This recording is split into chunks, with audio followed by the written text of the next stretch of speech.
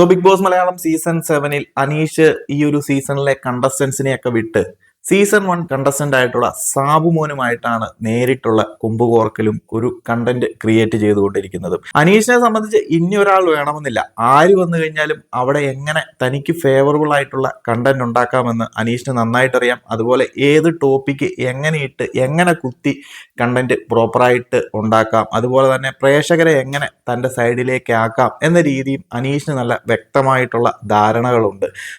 നമ്മുടെ ഈ ഒരു സീസണിലേക്ക് സാബുമോൻ ഗസ്റ്റായിട്ട് എത്തിയിരിക്കുകയാണ്. നമ്മുടെ ആ ഒരു സീക്രട്ട് ടാസ്കുമായി ബന്ധപ്പെട്ട് ഉള്ളിലേക്ക് വന്നെങ്കിൽ പോലും പല ടാസ്കുകളുമായി ബന്ധപ്പെടുത്തി ബിഗ് ബോസ് ഈ ഒരു സീസണിലേക്ക് സാബുമോനെ ഉൾപ്പെടുത്തിയിട്ടുണ്ട്. സാബുമോൻ വന്നപ്പോൾ മുതൽ നമ്മുടെ കണ്ടസ്റ്റൻസിന്റെ ഇവിടുത്തെ പെർഫോമൻസും കാര്യങ്ങളും ഒക്കെ പറയുന്നുണ്ട്. അതുപോലെ തന്നെ അനീഷിന്റെ പല പ്രവർത്തികളെയും ചൂണ്ടിക്കാണിക്കുന്നുണ്ട്. റിപ്പീറ്റായിട്ട് സംസാരിക്കുന്നത്, വിറ്റം കാർഡ് ഇറക്കുന്നത്, അതുപോലെ തന്നെ മലയാളത്തിൽ ഇതുപോലെ അച്ചടി ഭാഷയിൽ ഒരു ഡ്രമാറ്റിക് ആയിട്ട് സംസാരിക്കുന്നു എന്നൊക്കെ പറഞ്ഞ് അനീഷിനെ പല രീതിയിലും കുത്തുന്നുണ്ടായിരുന്നു.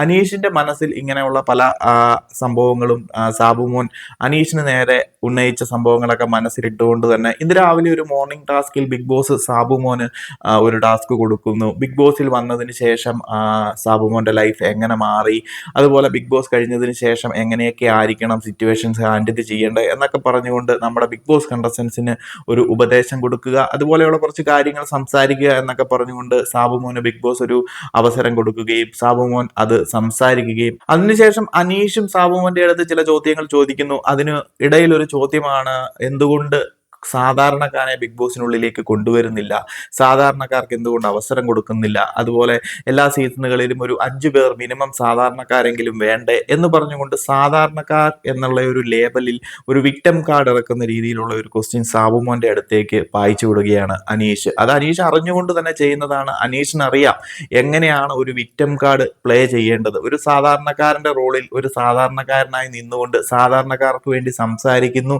എന്നൊരു രീതി പ്രേക്ഷകർക്ക് ഇടയിലേക്ക് ഇട്ടുകൊടുക്കുകയാണ് അനീഷ്. അതിന് ഉത്തരം സാബുമോൻ പറയുന്നത് എങ്ങനെയെന്നനുസരിച്ചിരിക്കും പിന്നീടുള്ള ഒരു സിറ്റുവേഷൻസ് പുറത്ത് ഉണ്ടാകാൻ പോകുന്നത്. അതായത് ഒരു സാധാരണക്കാരനും സെലിബ്രിറ്റിയും നടക്കുന്ന ഒരു ക്ലാഷ് ആയി മാറാൻ വരെ സാധ്യതയുള്ള ഒരു ക്വസ്റ്റ്യൻ ആണ്. അതിനൊരു പ്രോപ്പർ ആയിട്ടുള്ള ഒരു ആൻസർ പറഞ്ഞു പോകുകയോ ഒഴിവാക്കി പോകുകയോ ചെയ്തു കഴിഞ്ഞാൽ വേറെ പ്രശ്നങ്ങൾ ഉണ്ടാകത്തില്ല. ബട്ട് ആ ഒരു ചോദ്യത്തിൽ, അനീഷിന്റെ ആ ഒരു ചോദ്യത്തിൽ പ്രൊവോക്കായിട്ട് സാബുമോൻ എന്തെങ്കിലും ഓപ്പോസിറ്റ് ആയിട്ട് പറഞ്ഞു കഴിഞ്ഞിട്ടുണ്ടെങ്കിൽ അനീഷിനൊരു കോമണർ ആയിട്ട് വന്ന അനീഷിനോട് ഒരു പുച്ഛം കൊണ്ട് സെലിബ്രിറ്റി ആയിട്ടുള്ള സാബുമോൻ പറഞ്ഞു എന്ന രീതിയിലായിരിക്കും സോഷ്യൽ മീഡിയ ചർച്ചകളിലൊക്കെ ഇത് വരാൻ പോകുന്നതും അത് വൻ ടോപ്പിക്ക് തന്നെ ആയി പോകുമെന്ന് അനീഷ് നല്ല രീതിയിലുള്ള ബോധമുണ്ട്. അതുപോലെ അത് തനിക്ക് ഫേവറബിൾ ആകാനുള്ള സാധ്യതയും ഉണ്ടെന്ന് അനീഷ് മനസ്സിലാക്കി തന്നെയാണ് അങ്ങനെയുള്ള ചോദ്യങ്ങൾ നല്ല രീതിയിൽ സാബുമോനോട് ചോദിച്ചിരിക്കുന്നത്.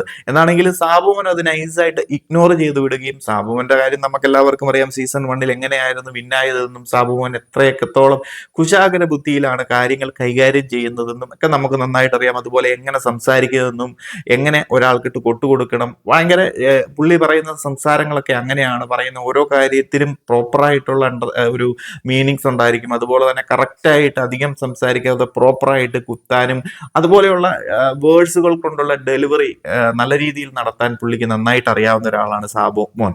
ബട്ട് അനീഷിന്റെ ഈ ഒരു ചോദ്യം പുള്ളിക്ക് അത് മനസ്സിലാക്കുകയും അത് പണി കിട്ടാനുള്ള സാധ്യതയുണ്ട്. അതുപോലെ തന്നെ അനീഷ് അതൊരു ഒരു വിക്ടം കാർഡ് ഇറക്കി അത് വേറൊരു ഗെയിം കളിക്കാൻ വേണ്ടിയിട്ടുള്ള ഒരു ക്വസ്റ്റ്യൻ ആണെന്ന് മനസ്സിലാക്കിയിട്ട് എന്നോണം തന്നെ അത് സാബുമോൻ നൈസായിട്ട് അത് ഒഴിവാക്കി വിടുന്നു, ഇഗ്നോർ ചെയ്യുന്നു. അതിപ്പോ പറയുന്ന ഒരു ടോപ്പിക്കുമായിട്ട് ബന്ധപ്പെട്ട ക്വസ്റ്റ്യൻ അല്ല, ഇവിടെ ഒരു ഒരു വിലയുമില്ല, ഈ ഒരു ചോദ്യം ചോദിക്കേണ്ട ആവശ്യം പോലും ഇല്ല എന്നും പറഞ്ഞുകൊണ്ട് സാബുമോൻ അതിനെ ഒഴിവാക്കി വിടുന്നു. എന്നാൽ അനീഷിന് അതിനെ വിടാൻ ഒരു താല്പര്യവുമില്ലാതെ സാബുമോനുമായിട്ട് ഒരു ഉടക്കിലേക്ക് പോവുകയും, എന്തുകൊണ്ട് നിങ്ങൾ ആൻസർ പറയാതെ വിട്ടുപോകുന്നു, ആൻസർ പറയാതെ നിങ്ങൾ മാറിപ്പോകുന്നു, ഇങ്ങനെയെങ്കിലും സാബുമോനെ പ്രൊവോക്ക് ചെയ്യുക എന്നത് തന്നെയാണ് അനീഷിന്റെ അവിടുത്തെ ഒരു തന്ത്രം എന്ന് പറയുന്നത്. കാരണം പ്രൊവോക്ക് ചെയ്ത് അതിന് ഒരു റീപ്ലേ മേടിക്കണം. ആ റീപ്ലേ ഒരു റോങ് സ്റ്റേറ്റ്മെന്റിലേക്ക് പോയി കഴിഞ്ഞു കഴിഞ്ഞാൽ അനീഷ് അവിടെ വിജയിച്ചു. ബട്ട് സാബുമോൻ അത് നൈസായിട്ട് ഹാൻഡിൽ ചെയ്യുകയും അനീഷിനോട് പറയുന്ന, അനീഷ് ഒരു സാധാരണക്കാരനല്ലേ, സാധാരണക്കാരനായിട്ട് വന്നിട്ട് ഇവിടെയുള്ള ആരെങ്കിലും സാധാരണക്കാരന്റെ ആയിട്ടുള്ള രീതിയിൽ ഒരു വേർതിരിവ് കാണിച്ചോ? ഒന്നുമില്ലല്ലോ. അപ്പൊ നിങ്ങൾ ചോദിച്ച ചോദ്യത്തിന് അതിനുള്ളിൽ തന്നെ ഉത്തരമുണ്ടെന്നൊക്കെ പറഞ്ഞ അനീഷിനെ നൈസായിട്ട് അങ്ങ് ഒഴിവാക്കി സാബുമോൻ പോയി.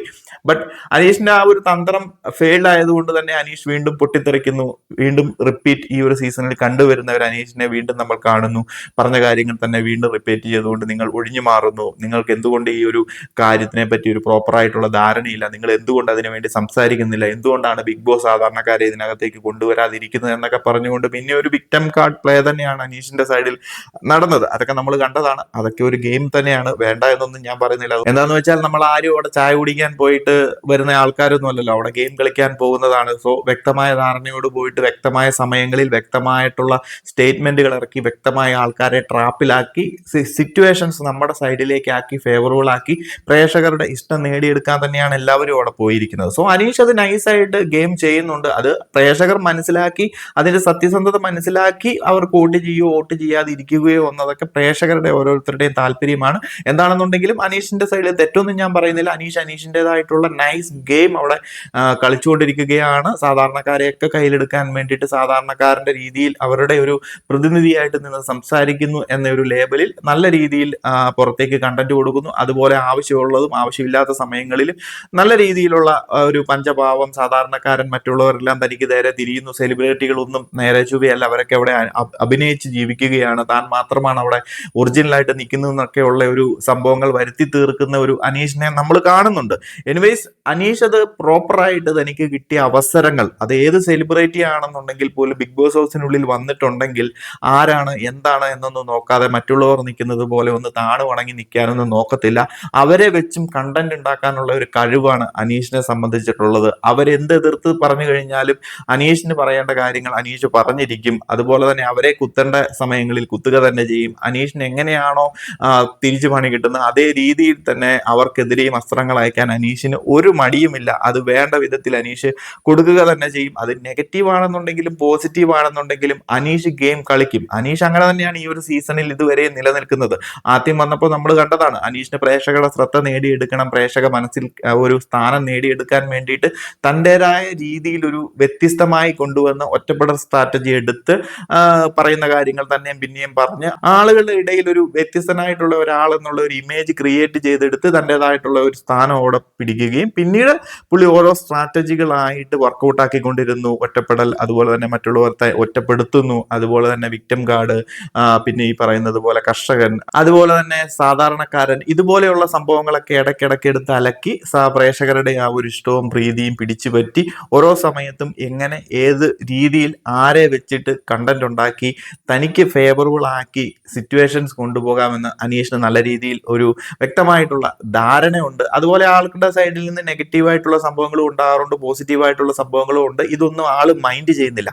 ആള് പ്രേക്ഷകർക്കിടയിൽ ഇങ്ങനെ ഇടിച്ചു നിൽക്കുകയാണ്. അത് negative content or positive content എന്ന് പുള്ളി ചിന്തിക്കുന്നില്ല. പുള്ളി അവിടെ എന്താ പറയുന്നത്, ലൈവ് ലൈറ്റിൽ നിൽക്കുക എന്ന് പറയുന്നത് പോലെ മാക്സിമം യൂട്ടിലൈസ് ചെയ്യുകയാണ് തനിക്ക് കിട്ടുന്ന അവസരങ്ങൾ. അതിനകത്ത് നെഗറ്റീവ് ഉണ്ടായിക്കോട്ടെ പോസിറ്റീവ് ഉണ്ടായിരിക്കട്ടെ, അങ്ങനെ തന്നെ ആയിരിക്കണം. കാരണം മുന്നോട്ട് പോകുമ്പോൾ നമ്മൾ പോസിറ്റീവിന് വേണ്ടി മാത്രം പോയിട്ട് കാര്യമൊന്നുമില്ല. പോസിറ്റീവിന് വേണ്ടി മാത്രം പോയി കഴിഞ്ഞിട്ടുണ്ടെങ്കിൽ ഇടയ്ക്ക് ഒരു നെഗറ്റീവ് ഉണ്ടായി കഴിഞ്ഞിട്ടുണ്ടെങ്കിൽ അത് നല്ല രീതിയിൽ അഫക്റ്റ് ചെയ്യും. പക്ഷെ ഇതൊരു മിക്സഡ് രീതിയിൽ പോയി കഴിഞ്ഞാൽ ഒരു പ്രശ്നമില്ലാതെ നല്ല രീതിയിൽ ഒരു പര്യവസാനം ഉണ്ടാകുക തന്നെ ചെയ്യും. എന്താണെങ്കിലും സാബുമോനുമായിട്ട് അനീഷും ഒരു ഡയറക്റ്റ് ഏറ്റുമുട്ടൽ തന്നെ നടത്തുന്നുണ്ട്. അതുപോലെ തന്നെ നമ്മുടെ ഒരു റോസ്റ്റിംഗ് റൗണ്ട് കൊടുക്കുന്ന സമയത്തും സാബുമോൻ അനീഷിന് നേരെ ഇത് പറഞ്ഞതുപോലെ പറഞ്ഞ കാര്യങ്ങൾ തന്നെയും പിന്നെയും പറയുന്നു.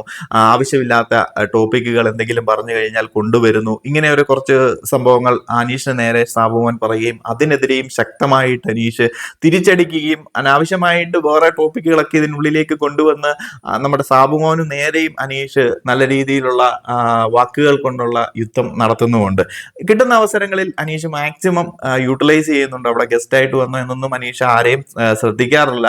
തൻ്റെതായിട്ടുള്ള കണ്ടന്റുകൾ ഉണ്ടാക്കി മുന്നോട്ട് പോകുക തന്നെയാണ് അനീഷ്. എന്താണെന്നുണ്ടെങ്കിലും വെറുപ്പിച്ചാണെന്നുണ്ടെങ്കിലും വെറുപ്പിക്കാതെ ആണെന്നുണ്ടെങ്കിലും പല രീതിയിൽ ബിഗ് ബോസ് ഹൗസിനുള്ളിൽ ഇങ്ങനെ നിറഞ്ഞു നിൽക്കുകയാണ്. സോ നിങ്ങൾ പ്രേക്ഷകരുടെ അഭിപ്രായങ്ങൾ പറയുക. അനീഷ് എന്ന് പറയുന്ന കണ്ടസ്റ്റന്റിന്റെ നിലവിലെ ഈ ഒരു 70ാമത്തെ ദിവസമാകാൻ പോകുമ്പോൾ എങ്ങനെയുണ്ട് പെർഫോമൻസ്, മുന്നോട്ട് എങ്ങനെയായിരിക്കും ഈ ഒരു സീസണിലെ വിന്നറാകാനുള്ള സാധ്യതകൾ കാണുന്നുണ്ടോ? എന്താണെങ്കിലും ഒരു വിന്നർ മെറ്റീരിയൽ തന്നെയാണ്. നിലവിൽ ഏറ്റവും കൂടുതൽ പ്രേക്ഷക സപ്പോർട്ടുള്ള കണ്ടസ്റ്റൻസിൽ ഒരാൾ കൂടിയാണ് അനീഷ്. എന്താണെങ്കിലും നമുക്ക് നോക്കാം. നിലവിൽ അനീഷ് ശക്തമായിട്ടുള്ള രീതിയിൽ നമ്മുടെ ഗസ്റ്റായിട്ട് വന്ന സീസൺ 1 വിന്നർ സാബുമോനുമായിട്ട് പല സമയങ്ങളിൽ കൊമ്പ് കോർക്കുന്നതായിട്ട് നമുക്ക് കാണാം. എന്താണെങ്കിലും മുന്നോട്ട് സാബുമോൻ അവിടെ നിൽക്കുന്ന അത്രയും ദിവസവും പല രീതിയിലുള്ള ഡിബേറ്റുകളോ കാര്യങ്ങളോ ഉണ്ടായി കഴിഞ്ഞിട്ടുണ്ടെങ്കിൽ സാബുമോനുമായിട്ട് നേരിട്ടുള്ള ഒരു യുദ്ധം തന്നെ നടക്കാനുള്ള സാധ്യതകളുണ്ട്. എന്താണെങ്കിലും നോക്കാം. കൂടുതൽ അപ്ഡേറ്റുകളുമായി മറ്റൊരു വീഡിയോയിൽ കാണാം.